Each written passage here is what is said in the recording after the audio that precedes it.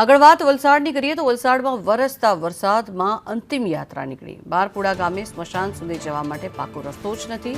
અંતિમ વિધિ માટે 2 કિલોમીટર ચાલીને જવું પડે છે, ત્યારે સ્મશાનમાં પાકું મકાન પણ ન હોવાના કારણે થઈને ભારે હાલાકીનો સામનો કરવાનો વારો આવી રહ્યો છે। લાકડા પલળી જતા ટાયર બાળીને અંતિમ વિધિ કરવામાં આવી હતી। આ દ્રશ્યો આપ જોઈ રહ્યા છો। અંતિમ વિધિ માટે થઈને લાકડા નહીં પરંતુ ટાયર બાળવામાં આવ્યા હોવાનું સામે આવ્યું છે।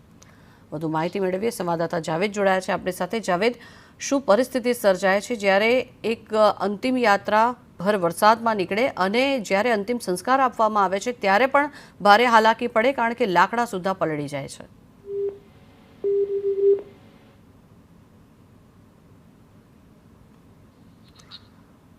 તો સંપર્ક સાધવાનો ફરી પ્રયત્ન કરવામાં આવી રહ્યો છે। આ દ્રશ્યો આપણે જોઈએ ત્યાં સુધી જે રીતે વલસાડના આ દ્રશ્યો છે કે જ્યાં વરસતા વરસાદમાં અંતિમ યાત્રા કાઢવામાં આવી હતી। લગભગ 2 કિલોમીટર સુધી ચાલીને જવું પડે છે સ્મશાન માટે અને સ્મશાનમાં પણ પાકું મકાન ન હોવાના કારણે થઈને લોકોને ભારે હાલાકીનો સામનો કરવાનો વારો આવી રહ્યો છે। આટલું જ નહીં, અંતિમ સંસ્કાર માટે જે લાકડા હોય છે, જે કાસ્ટ હોય છે, તે પણ પાણીમાં પલળી જવાના કારણે થઈને અંતિમ સંસ્કાર આપવામાં પણ તકલીફ પડે છે અને જેના કારણે થઈને ટાયરો બાળી અંતિમ સંસ્કાર આપવો પડે છે। વધુ માહિતી મેળવીએ સંવાદદાતા જાવેદ જોડાયા છે આપણી સાથે।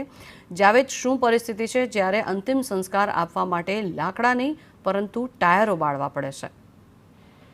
જી, આ કિસ્સો આજનો નથી, અગાઉ પણ આવા કિસ્સાઓ સામે આવ્યા છે। કપરાડા ધરમપુરના અંતરિયાળ વિસ્તારમાં આ જ પ્રકારની પરિસ્થિતિ હતી, ત્યારે ફરી એકવાર એક કિસ્સો સામે આવ્યો છે કે જે ઈસમ છે તેનું મૃત્યુ થયા બાદ તેની અંતિમ યાત્રા નીકળી અને અંતિમ યાત્રા એ પણ વરસતા વરસાદમાં નીકળી છે। સ્મશાન ભૂમિ ન હોવાથી પાકો રસ્તો ન હોવાના કારણે લોકોએ 2 કિલોમીટર ચાલતા જવું પડ્યું। લાકડા ન હોવાને કારણે જે ટાયર હાથમાં લઈને 2 કિલોમીટર ચાલતા ગયા હતા અને ત્યારબાદ ટાયર પર તેને વાળવામાં આવ્યું। છત્રીના સહારે સ્મશાન ભૂમિ સુધી પહોંચ્યા હતા કે એક તરફ કહેવામાં આવે છે કે વિકાસની જે વાતો છે એ અંતરિયાળના ગામો સુધી પહોંચે છે, પરંતુ જે પ્રકારે આવા દ્રશ્યો સામે આવે છે ત્યારે એક સવાલ ઉભો થાય છે કે વિકાસ અહીં સુધી કેમ ન પહોંચ્યો? શું એ માત્ર કાગળ પર રહી ગયો? આ પ્રકારના કિસ્સાઓ અગાઉ પણ બની ચૂક્યા છે, જ્યારે લોકો કમરસામાં પાણીની અંદરથી પણ સ્મશાન યાત્રા લઈને પસાર થયા છે।